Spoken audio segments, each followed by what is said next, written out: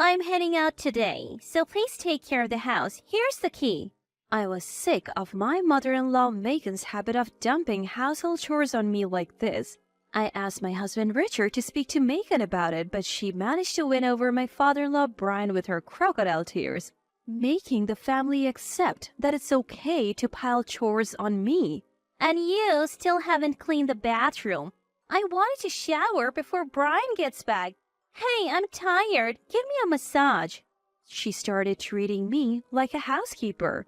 While massaging Megan, I realized something. That's when I started planning to kick her out. I'm Christina, 24 years old. I've been a housewife since marrying Richard 2 years ago. I always dreamed of this lifestyle and was quite happy with it. Richard, whom I met in a college club, was surprisingly mature and cool for his age. He was initially quiet but turned out to be just shy. After a few group hangouts, he started talking to me.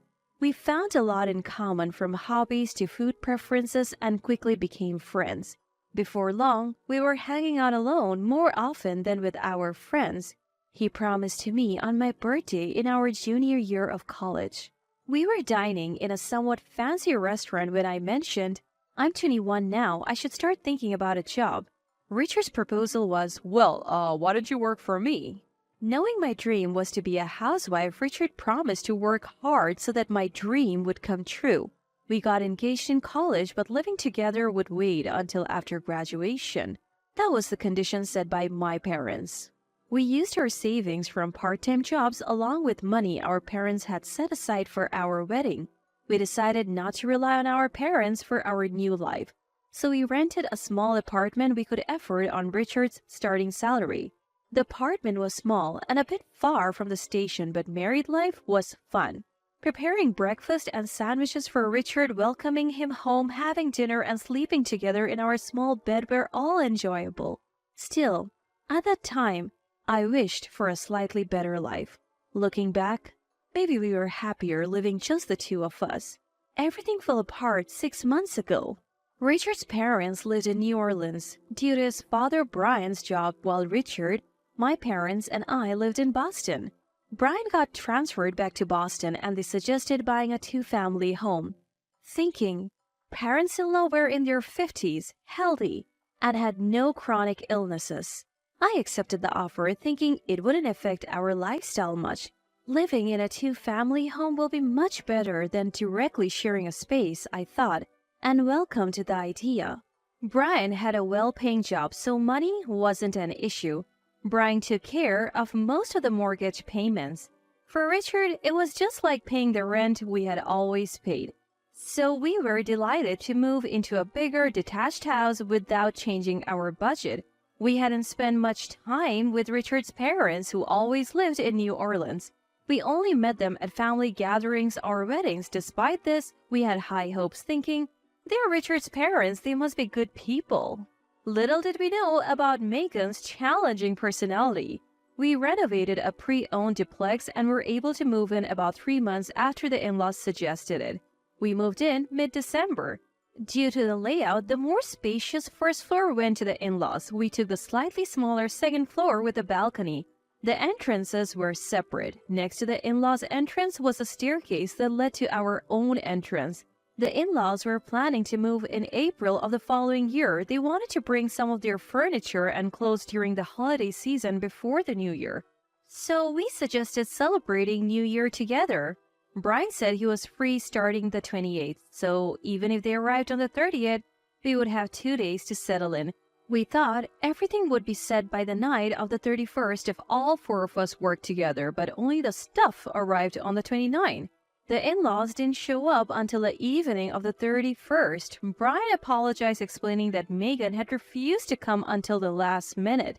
Megan saw the unopened boxes and said, "Oh, you left them like that?" We had considered unpacking but decided against it after discussing with Richard. When Richard explained, Megan lazily twirled her hair and said, "You could have unpacked." The unpackaging didn't finish that day. We had planned to dine in the spacious living room on the first floor, but had to settle for our second floor home. The in-laws seemed to enjoy the meal and they relaxed in our living room afterward. Brian kept saying we need to unpack, but Megan said she was super tired from the move and just lounged on our sofa watching the New Year countdown on TV. With Megan unwilling to help, the three of us went to the in-laws side to finish unpacking. When we came back to our place to toast the New Year, Megan was gone. We found her sleeping in our bedroom, still dressed. Both the living room and bedroom TVs were on, and she had helped herself to the champagne and mixed nuts I had set aside for toasting. Brian apologized, saying, Megan must have been really tired from the move. We did unpack right away, so please be understanding. I knew it wasn't Brian's fault. We let him sleep in our bedroom, and Richard and I slept in the living room. The next morning, Megan was the last to wake up, and Brian. To our surprise, after getting dressed, Megan told us she was going to meet some friends in Boston and quickly left while we were still unpacking. Brian was understandably upset about this, so ironically, Richard and I ended up calming him down. Late that night, Megan came back slightly tipsy and without any explanation, went straight to our bedroom and fell asleep. Angered by this as well, Brian said he was going to sleep on the sofa at in-laws' house and stormed out. The next day, Brian left to visit an executive in Boston who had helped him in the past. Megan woke up later and also went out with friends. Somehow, Megan returned in the evening with a cheerful Brian. Richard and I had managed to finish unpacking after the in-laws left, and Brian seemed pleased with the progress. We had mostly set up the in-laws' bedroom too, so they slept there that night, allowing me to finally sleep in my own bed. The next day, the in-laws headed back to New Orleans. After seeing them off, I felt suddenly exhausted. Lying on the living room sofa, Richard apologized. Mom is too free-spirited. I didn't think she would be like this. Sorry for making you do all the work, Christina. But once they have moved, they'll be living separately, so we won't have to deal with this anymore.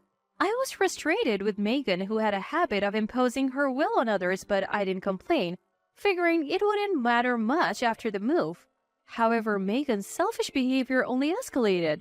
When spring arrived, along with Brian's job transfer, the in-laws moved in, and again, I was expected to help unpack. About 2 months after they moved in, Megan started coming over to our house. Usually, after sending Richard off and finishing breakfast cleanup, Megan would arrive around 10 a.m., all dolled up. "Hey, I'm heading out today. Please take care of the house. Here's the key," she would say, handing me the key to her house before leaving. I reluctantly ended up doing the chores for their home too. Megan would typically return around 6 p.m., nonchalantly greet Brian, and retrieve the key from me. At first, it was just once a week, but Megan gradually increased the frequency of her visits, making me more and more responsible for their housework. One day, I told her I have my own chores. I can't do this anymore. Megan walked into my house, looked around, and said, "Everything's clean, isn't it? You get your chores done so quickly, Christina. You can handle ours easily," and left the key on the living room table before heading out. I decided it wasn't a good idea to bring this up directly with Brian, so I talked to Richard.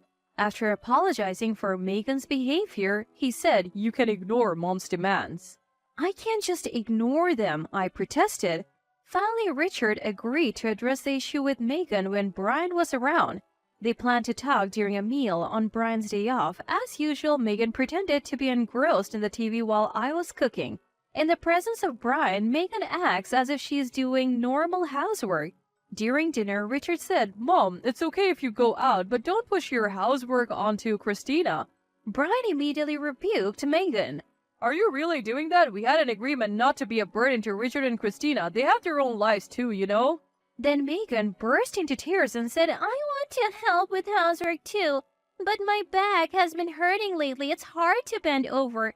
That's why I've been asking Christina to help. I thought it would make it awkward for her if I were around, so I went out. I'm sorry, Christina." That's a blatant lie about her back hurting. Why? Because just last weekend, taking advantage of Brian being away on a business trip, Megan went out to play golf with her friends. People with bad backs don't go playing golf. But Brian, who was unaware of all this, said, "I see. I didn't know your back was bad. Christina, could you help with the chores until she feels better? I'll, of course, pay you extra for it." Brian's anger seemed to evaporate as he became concerned for Megan and turned to me for help. Richard seemed to understand as well, saying, "Oh, so that's why."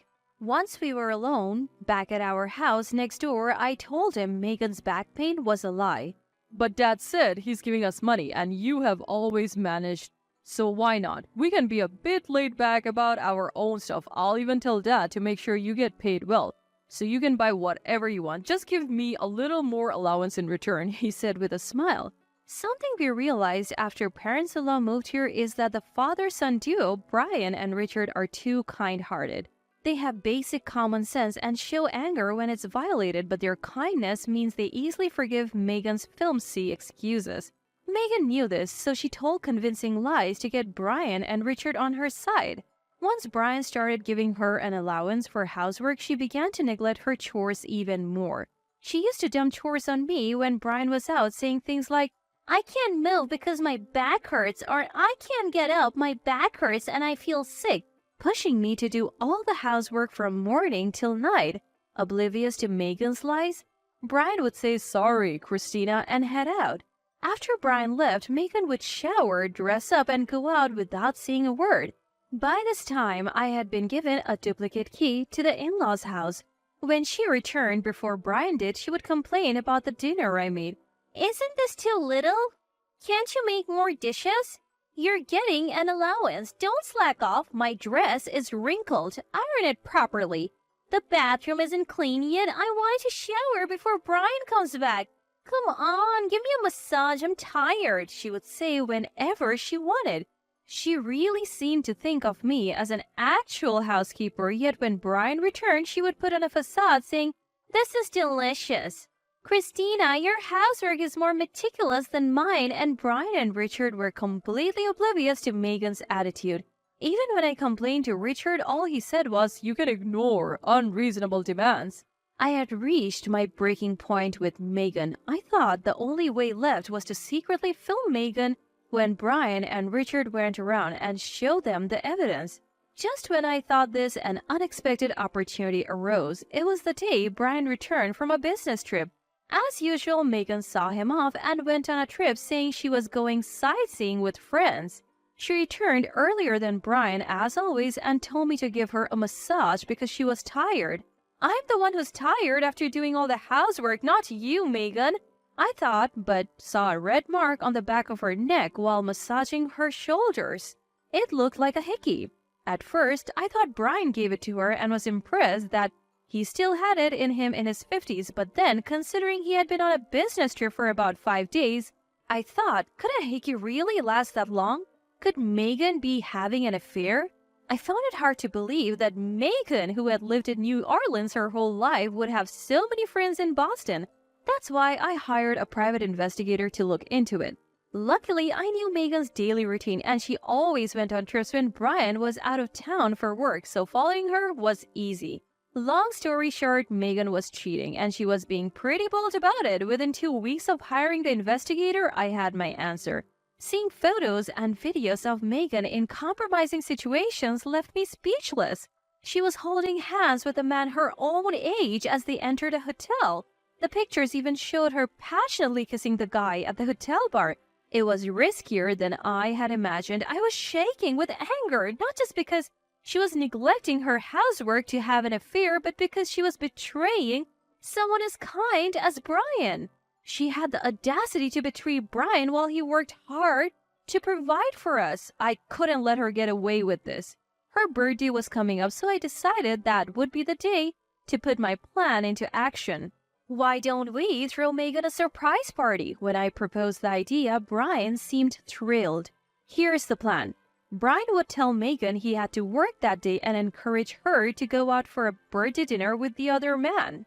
I'll invite her out to dinner and we can surprise her at the hotel," I told Brian. Brian believed me and pretended to go to work that evening.